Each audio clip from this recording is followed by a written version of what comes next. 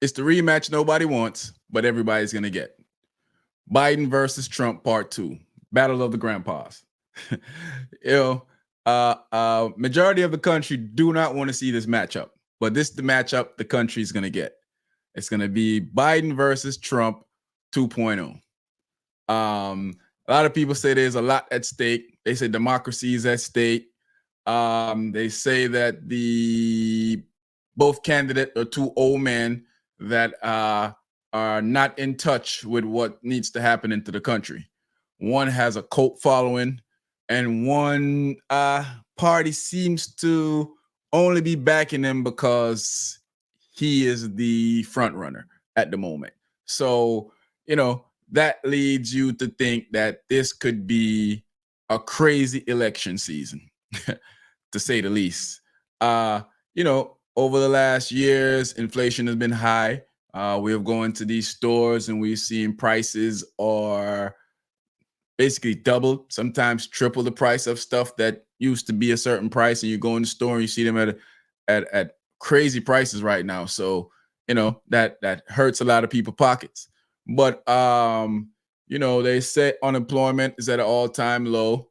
They say the economy is doing better than it was doing with from the last president, and also that the country is moving into the right direction. A lot of people disagree with that. A lot of people feel like the country is not moving in the right direction. A lot of people feeling like putting two old men back to face each other for the presidency is not the country moving in the right direction. I would say that to be perfectly honest and to be fair, one candidate does move a little bit older than the other. So Trump seems to present himself a little younger, even though he's not that much younger.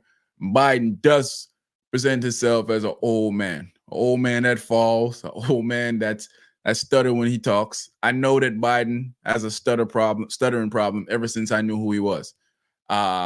Seems to have incoherent rants. Trump seems to do the same thing too. So at his rallies, I've seen him, hear him say some stuff that confuses me, and I'm pretty sure it confuses the people at the rally too, because they only cheer when he give them that red meat. Sometimes I'm watching his rallies and people are just standing there looking lost. So, be honest, both of these guys are old. One do carry themselves younger than the other. I want to call off a list of accomplishment for these guys. I'm not going to tell you who but the accomplishment belong to. I want you to figure it out. You to pick it for yourself. So one has given tax break to the wealthy. Want to criminalize IVF. Want to ban abortion. Abandon Ukraine. Pull out of NATO.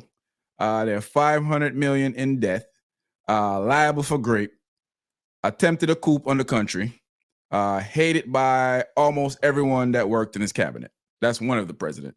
One is pro-choice, one is pro-union, one is strengthen NATO, had a historical infrastructure bill, pro-democracy, empathetics, and seemed to pick a great cabinet from what I've seen. Because I haven't seen anybody from his cabinet been indicted as of yet, to be fair, as of yet. But we have seen numerous people from the other cabinet been indicted. When you look at this is also amusing but sad that what majority of the country wants, it's not going to get.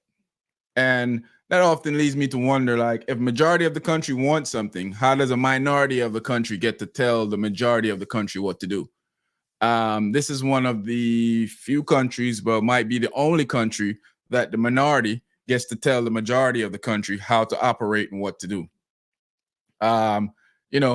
Seeing these two grandpas go up against each other, I've noticed that our pockets have been hurting for the last couple of years.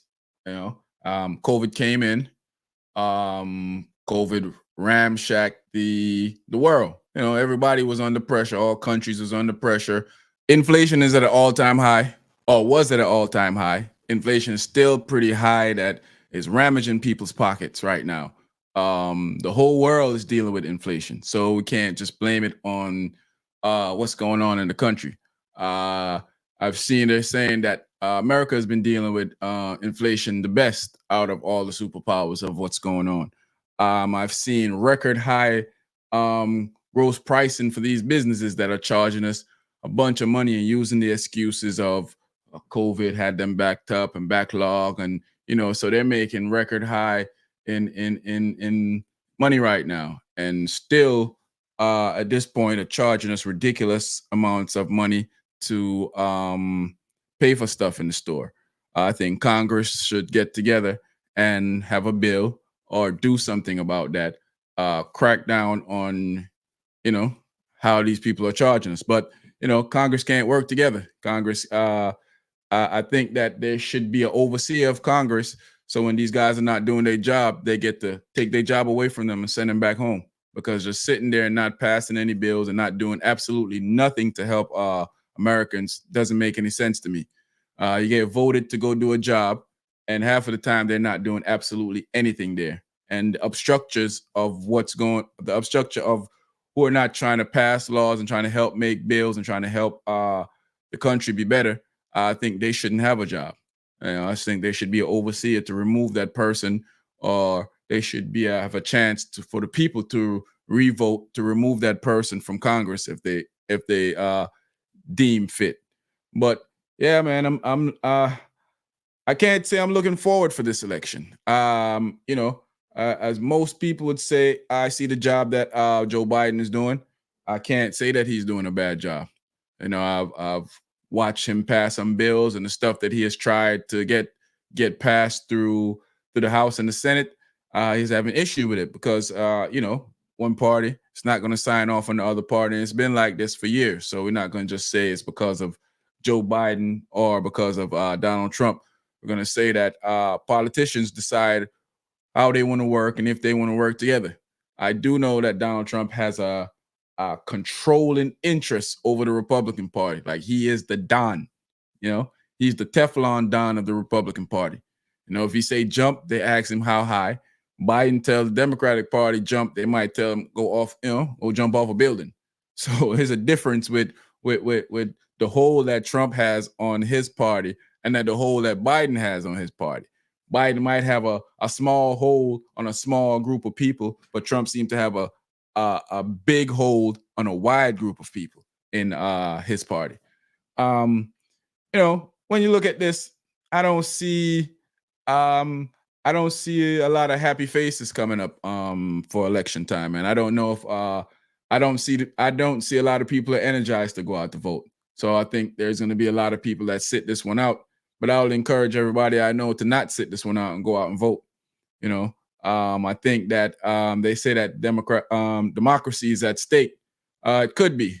And you have a guy that mentioning that he wants to be a dictator, even for a day, for a month, for a year, whatever it is. We live in a democracy. We're not supposed to have a dictator, or we shouldn't even be entertaining someone that talks like that. But this is the new way how politics runs in America, and this guy gets to do whatever he want to do. We're going to see a lot of craziness within now and the next few months. So you got to be vigilant, keep your eyes open, and make sure that when you go out to vote, you vote for your best interests. I realize that America is tribal right now, that a lot of people don't vote for their best interests. They vote for a party. And I feel like if you didn't have an issue with what those guys did on January 6th, you're confusing me, because I don't see how you could love your country if you wanted people to go and override the government in your country. I just, I'm at a loss with that, and my ears can't open to hear any suggestion or any conversation about how that was the right thing to do. But I'm gonna leave with letting you guys know that drop all your thoughts in the comment section to let me know what you think. I want to know if you feel like these dudes are too old to run for president, if we should find some new candidates and new parties. Let me know what y'all think in the comment section, man. I'm out of here.